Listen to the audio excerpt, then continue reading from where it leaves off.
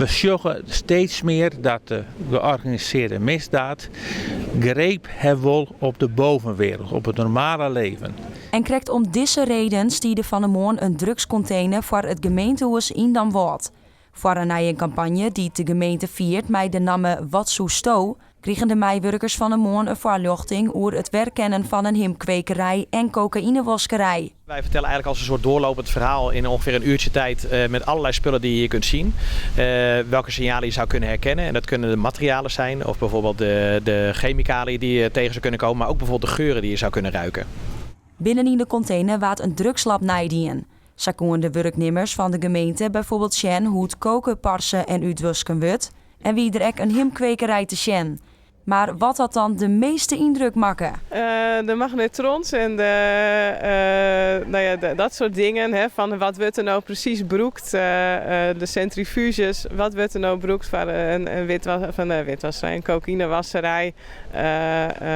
Dat soort dingen is gewoon belangrijk om te weten. De grote witte vaten die ergens bij een borkerij staan. Dat zijn de herkenningspunten wat. Zo'n voorlichting is stiergewichtig jouw de gemeente aan. Elke nien kunnen namelijk zien herinneren. Ondermijnende activiteiten is natuurlijk ook de productie van drugs. En op het merken brengen van die drugs.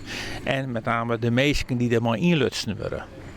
En er worden hele mooie beloftes diend met mensen makkelijk mee ingaan. Maar de consequenties die dat heeft, die zijn vaak net te zien. Voor de persoon, maar voor het gezin, maar voor de hele families. En mensen zijn soms wel wat naïef, het zal wat meevallen, het gebeurt je net. Het gebeurt vaak onder je eigen, zonder dat je het in de gaten hebt. De voorlichting is onderdeel van een grote campagne, die nevens de gemeente ook botnedig is in Friesland. We weten dat de meldingsbereidheid in onze regio, in onze gemeente, gewoon heel erg leeg is. En we hopen dat collega's, maar ook onze inwoners, maar vooral ik collega's erover nadenken van.